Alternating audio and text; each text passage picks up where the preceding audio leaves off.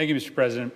I rise today to offer some words in support of Ukraine as we approach the one-year anniversary of Russia's full-scale invasion.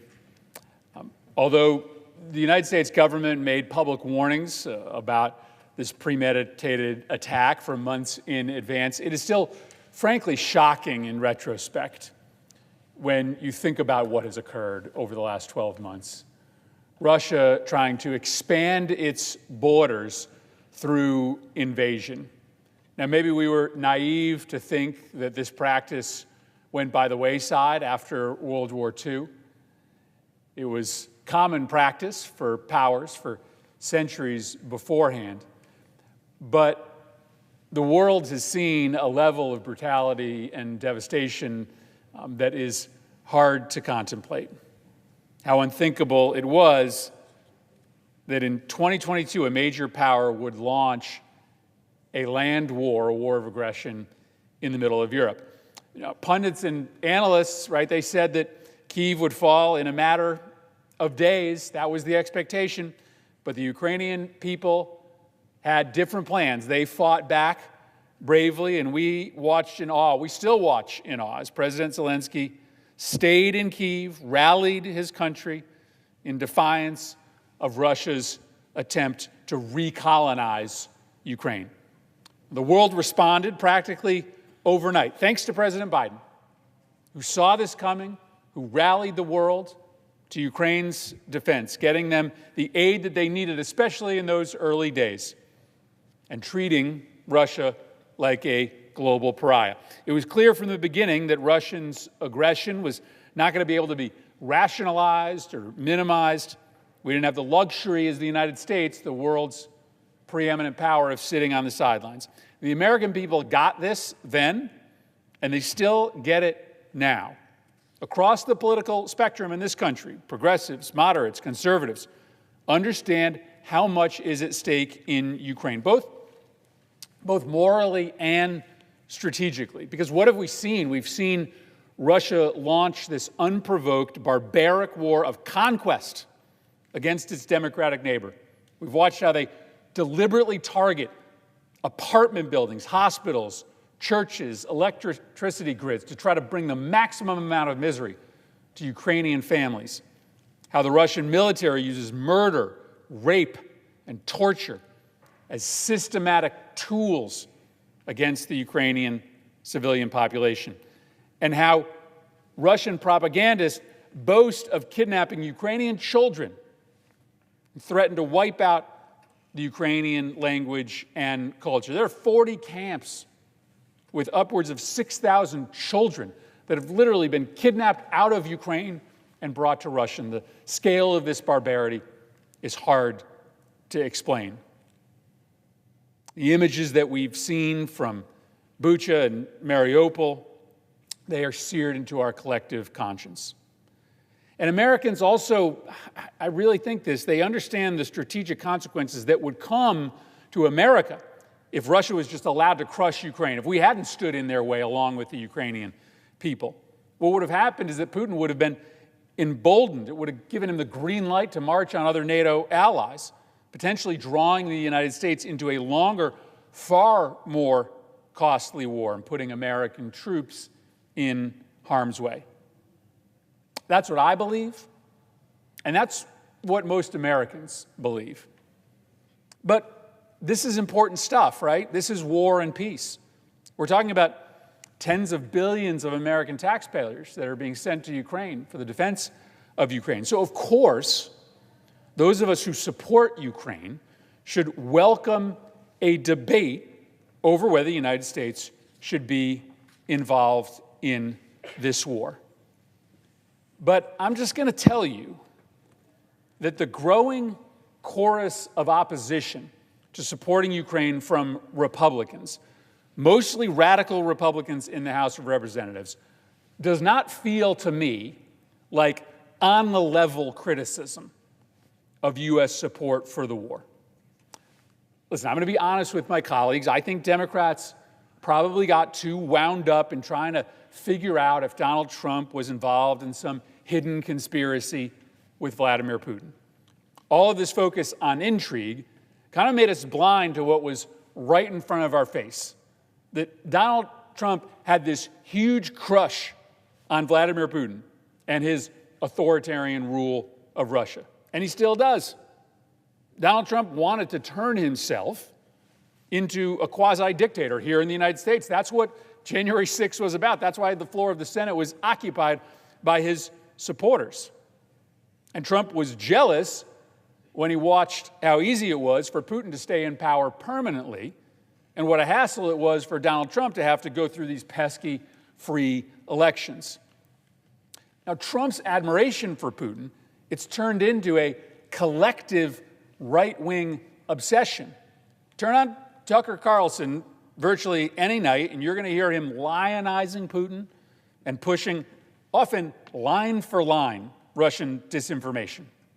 Elon Musk uncritically blasts out Russian propaganda about the war to his 120 million plus followers. Steve Bannon says that Putin is the leader of the anti-woke fight globally.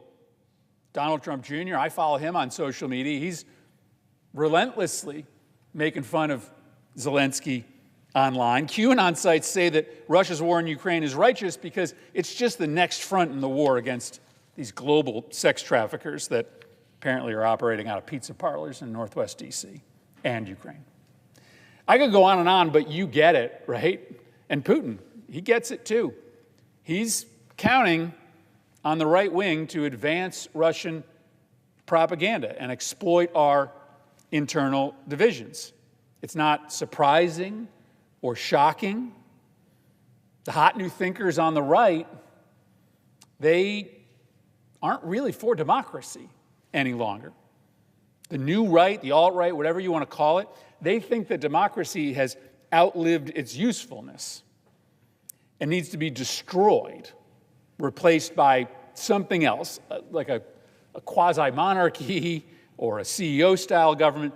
The conservative movement today is awash with proponents of doing away with participatory democracy, and so it's really no secret that there is a growing affection for the most prominent dictator in the world. Now, I want to be careful about how I talk about this because often opponents of a war are accused of being anti-American or unpatriotic or parroting our enemies' talking points. But in this case, there's literally a wing of the Republican Party that is lifting up Putin as an example to follow, is claiming that he's involved in a righteous fight. That same element of the Republican Party is trying to destroy American democracy. They're not hiding that fact. They're being transparent about it. Some of the most influential thinkers on the right today are literally monarchists. And I guess a defense of the anti-Ukraine strain of Republican thinking today would be that their opposition to Ukraine is part of a coherent worldview. I might not agree with that worldview, but it would be a defense. But the same Republicans who are trying to defund Ukraine are often the loudest voices clamoring for a confrontational and reckless approach to China. Many of them criticized President Biden mercilessly when he withdrew from Afghanistan. If their opposition to Ukraine was part of a broader theory of non-intervention, maybe it would look more on the level. But that's not what's happening here. Ukraine is being singled out. And all signs point to this right-wing Republican affection for Vladimir Putin as one of the primary reasons. But here's the good news.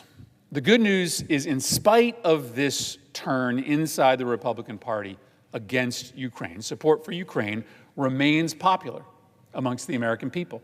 Nearly 2/3 of Americans support the United States continuing to send aid to Ukraine. 70% of Americans just supported the recent decision to send M1 Abrams tanks to Ukraine. And less than 10% of Americans, a bigger number of the Republican Party, but less than 10% of Americans have a favorable view of Putin, showing, frankly, how deeply out of step Trump and these extreme MAGA Republicans are.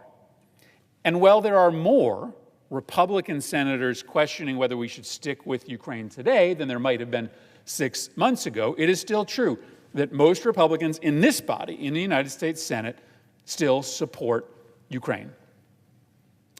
A year ago, nobody was predicting that Ukraine would still be standing today, beating back Russian forces out of Kyiv, Kharkiv, Kherson. It's equally difficult to predict what's going to happen in the year ahead, and we should all admit that.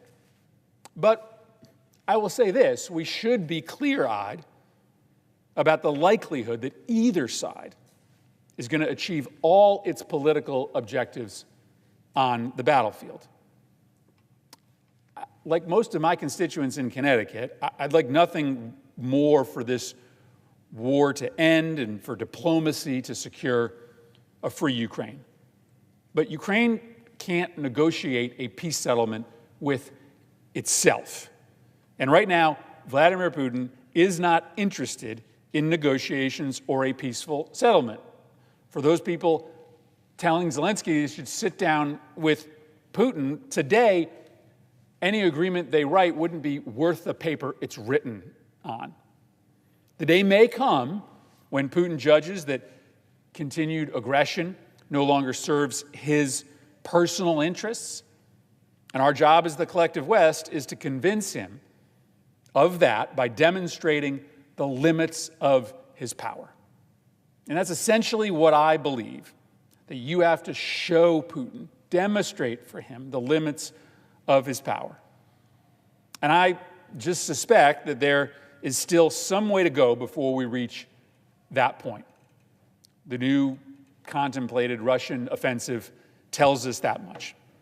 So while there will come a time for diplomacy, right now, Ukraine must fight for its existence. And right now, despite what these pro-Putin Republicans say, it is in our interest to continue to support Ukraine. I yield the floor.